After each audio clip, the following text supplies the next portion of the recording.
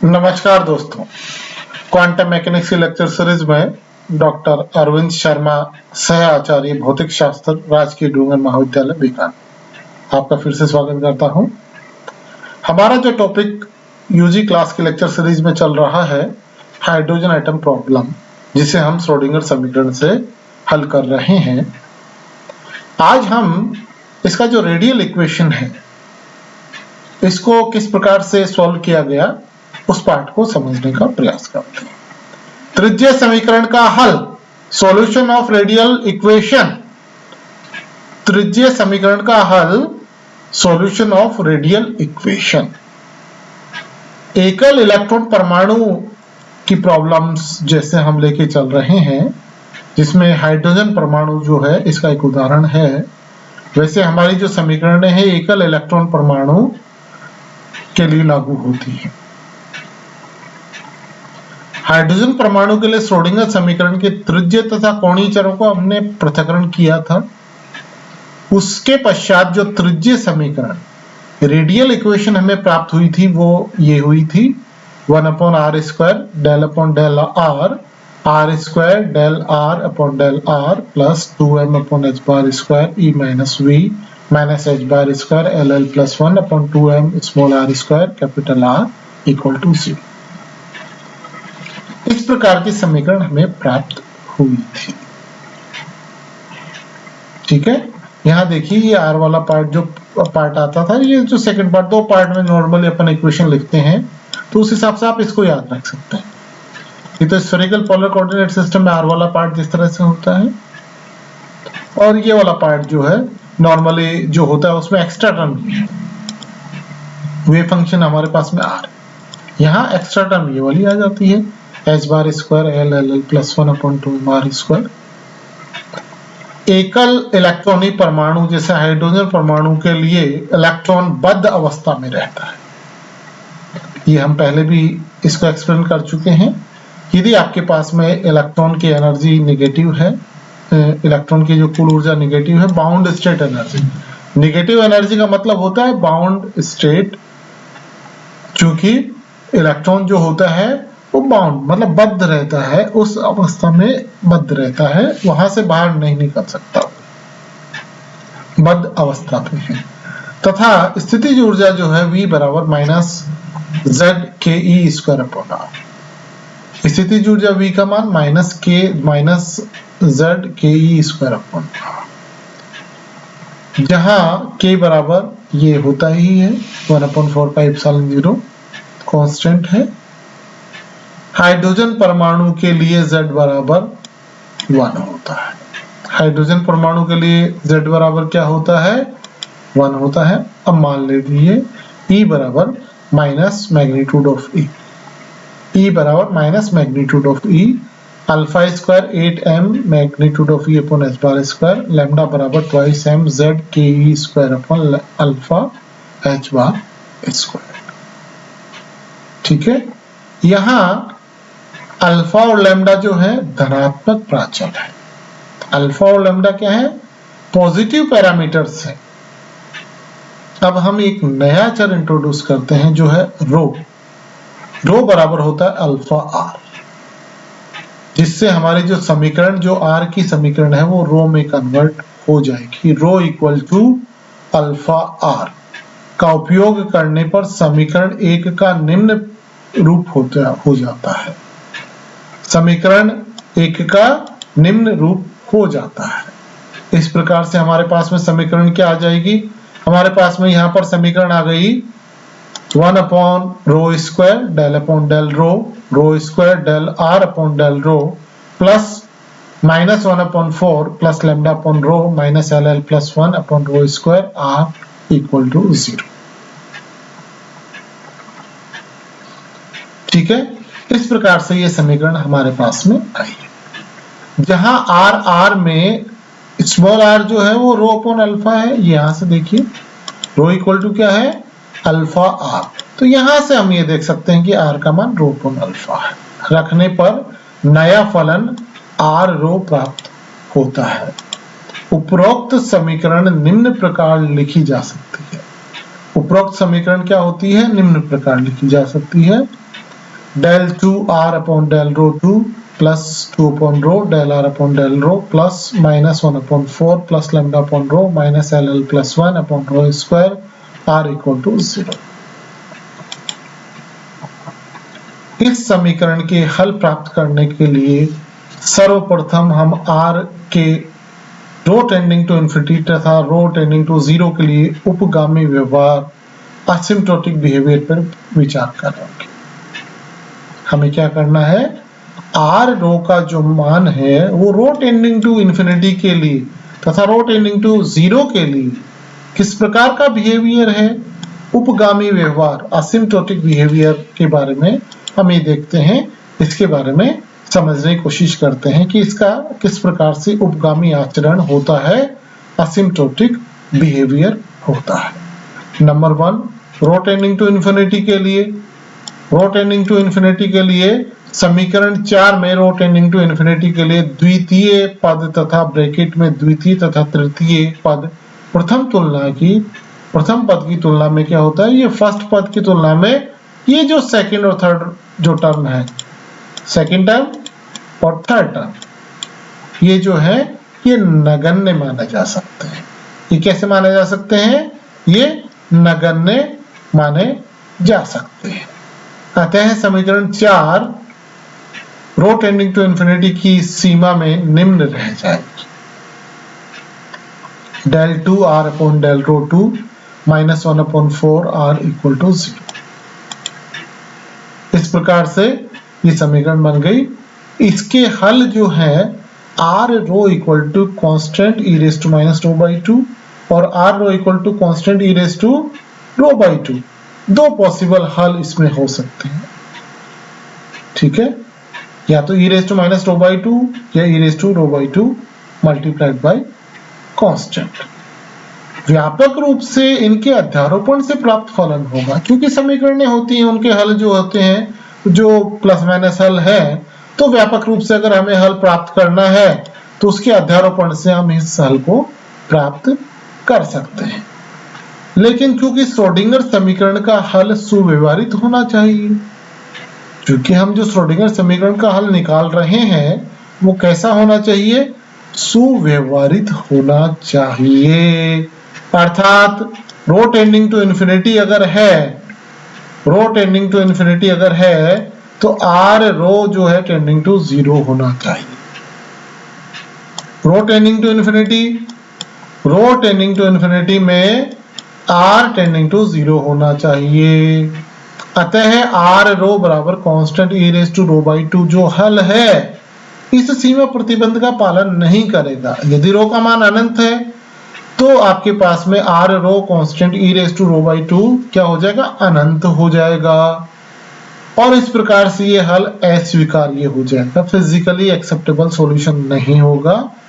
और रो tending to infinity के लिए हमारे पास में हल जो है वो क्या होना चाहिए, r rho tending to e raise to minus rho by 2 into constant. मतलब ये दूसरे वाला, ये वाला जो पहला हल है, ये वाला हल जो है ये आपका पॉसिबल हल होना चाहिए। दूसरा पार्ट आता है जब आपके पास में रो टेंडिंग टू 0 है।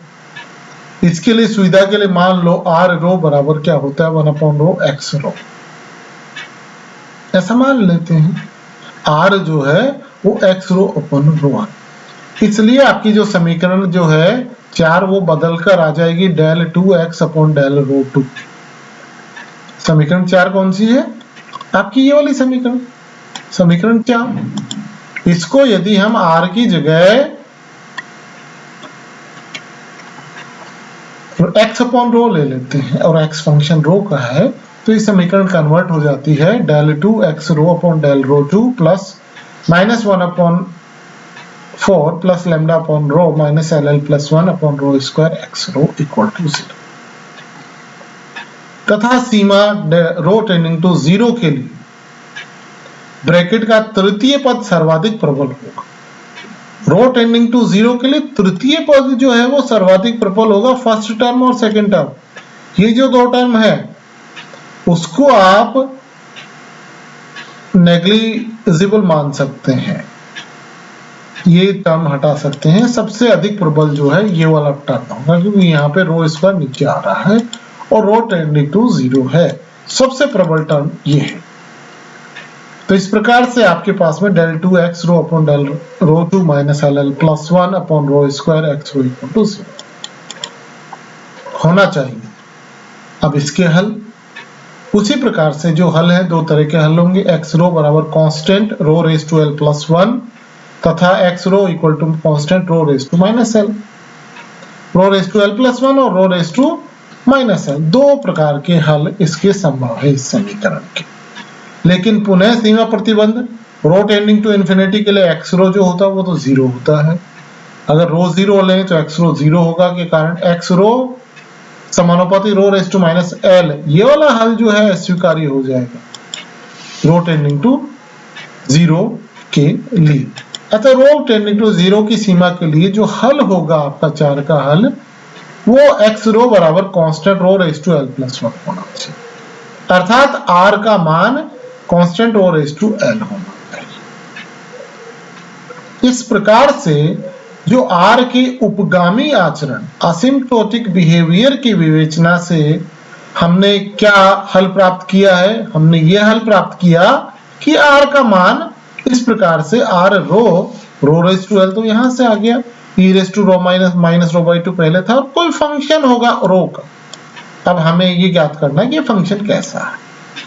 तो एक जो जनरल जो सॉल्यूशन है उपगामी आचरण असिम्प्टोटिक बिहेवियर को अगर हम कंसिडर करें और उसको लेते हुए इसको समझने की कोशिश करें, तो इसका हल इस प्रकार से आना चाहिए। R rho equal to rho raise to L E raise to minus rho by 2 F rho, जहां एफ रो इस प्रकार का फलन है जो रो टेंडिंग टू इन्फिनिटी के लिए एफ रो बराबर कांस्टेंट हो। एफ रो कोई फंक्शन ऐसा है, फंक्शन तो रो का है, परंतु रो अगर 0 हो उस स्थिति में एफ रो का मान कांस्टेंट हो जाए, तथा रो टेंडिंग टू इन्फिनिटी के लिए आर रो को सुव्यवहारित रखे। दो कंडीशन है एफ रो पे। क्या कंडीशन है? एक तो रो टेंडिंग टू 0 के लिए एफ रो का मान जो है कांस्टेंट हो जाए, और रो टेंडिंग टू इन्फिनिटी के लिए आर रो को सुव्यवहारित रखे।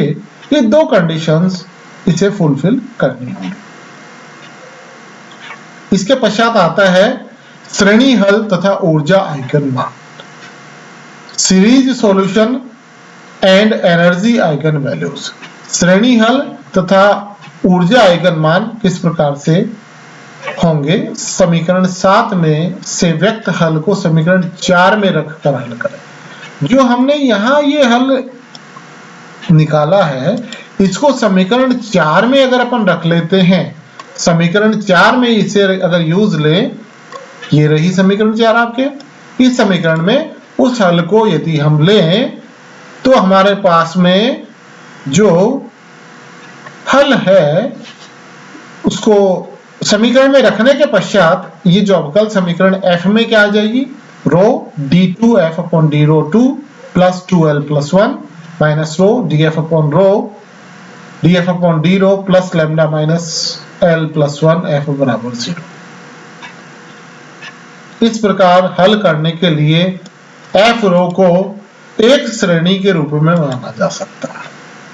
f रो को एक श्रेणी के रूप में माना जा सकता है। जैसे पावर सीरीज लेते हैं उसी प्रकार से पावर सीरीज में f rho equal to c0 plus c1 rho plus c2 rho square, rho की अलग अलग पावर सीरीज में इसको व्यक्त कर सकते हैं, बराबर summation s cs rho raise to s। तो सामान्य जो सीरीज अपन पावर सीरीज लेते हैं उस प्रकार से हल मान सकते हैं। यह श्रेणी रो टेंडिंग टू इन्फिनिटी पर f rho tending to c0 एक नियतांक की शर्त का पालन करती है। रो अगर 0 है तो f रो क्या हो गया? c0 एक नियतांक हो गया।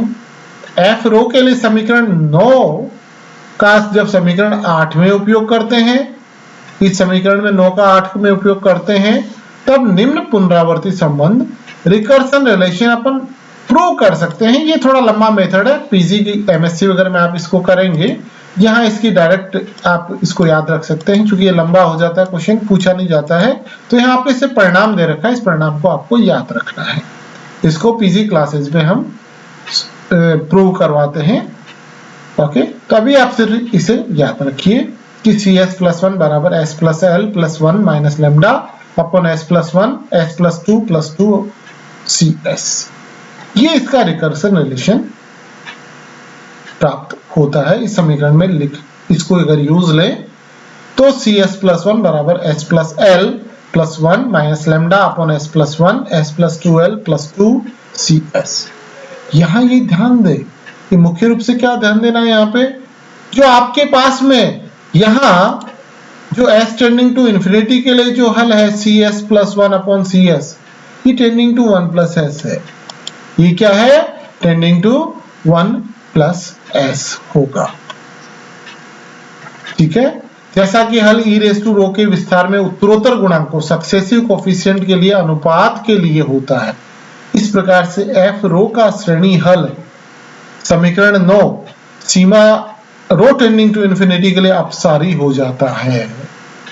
f rho constant e raise to rho tending to infinity, r rho constant e raise to minus rho by 2 e raise to rho tending to infinity constant e raise to rho by 2। अर्थात समीकरण 9 में यदि s tending to infinity हो तब r सुव्यवहारित नहीं रहेगा। r को सुव्यवहारित रखने के लिए आवश्यक है कि जो श्रेणी आपकी है समीकरण 9 का s के किसी मान पर समापन अर्थात ब्रेक ऑफ होना जरूरी है किसी कंडीशन के लिए इसके।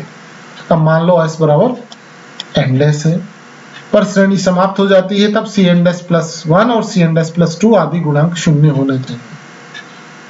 समीकरण 10 से व्यक्त पुनरावर्ती संबंध के अनुसार इसके लिए n' बराबर λ-1 बराबर पूर्णांक होना चाहिए। ये बराबर 0 होगा, तो यहां से अपन ये देख सकते हैं λ-1 प्लस लैम्डा। ये देखिए माइनस, अगर ये 0 होता है s बराबर कितना हो जाएगा? s बराबर S+L+1 माइनस लैम्डा 0, तो s बराबर कितना हो जाएगा? λ-L-1। यहां से ये जो s का मान है n' ले लिए इसको, यहां से क्या किया? S+L+1 minus lambda equal to 0 होना चाहिए। यहां से s का मान आ जाएगा λ-L-1 और s को आप ले चुके हैं -n'। ये धनात्मक पूर्णांक होना चाहिए। इस प्रकार से हमारे एकल इलेक्ट्रॉनिक परमाणु या हाइड्रोजन परमाणु के लिए त्रिज्यीय समीकरण के हल इस प्रकार होने चाहिए। लैम्डा बराबर n'+L+1 बराबर n, लैम्डा बराबर n'+L+1 बराबर n एक धनात्मक पूर्णांक हो। इस शर्त के अनुसार l के मान सदैव n-1 से कम ही होने चाहिए। n बराबर 0, 1, 2, 3 होता है, l बराबर 0, 1 से लेके -n तक होता है। और यहाँ इस प्रकार से हम धनात्मक पूर्णांक जो है n मुख्य क्वांटम संख्या है। n क्या है? धनात्मक पूर्णांक n जो है प्रिंसिपल क्वांटम नंबर है, मुख्य क्वांटम संख्या है। यह एकल इलेक्ट्रॉनिक परमाणु में इलेक्ट्रॉन की संभव ऊर्जाओं के मान को निर्धारित करता है। समीकरण 2 से लैम्डा तथा अल्फा के मानों का उपयोग करें। लैम्डा बराबर n ले ले, लैम्डा बराबर था 2mz के² upon alpha h bar square n, तो यहाँ स्क्वायर ले लेते हैं। तो इस प्रकार से क्योंकि अल्फा स्क्वायर क्या है? 8me upon h bar square, तो यहाँ से e का मान अपन ज्ञात कर सकते हैं। मैग्नीट्यूड e बराबर z² m² e4 upon 2h bar square जn square. यहाँ मुख्य क्वांटम संख्या n जो है इलेक्ट्रॉन की ऊर्जा आइगन मान En बराबर माइनस मैग्नीट्यूड En लिया है अपन ने, तो En का मान यहाँ पर आ जाएगा En बराबर -z² m² e4 upon 2h bar square n square. इस प्रकार से हमने आइगन मान क्या होते हैं ये हमने ज्ञात किया है। और स्थायी अवस्था तरंग फलन हम अगले लेक्चर में इस टॉपिक को करेंगे, क्योंकि टॉपिक थोड़ा लंबा है। और स्थायी जो अवस्था में तरंग फलन है उसको हम अगले लेक्चर में डिस्कस करेंगे। धन्यवाद दोस्तों। यूजी क्लास की क्वांटम मैकेनिक्स सीरीज में फिर मिलेंगे। धन्यवाद।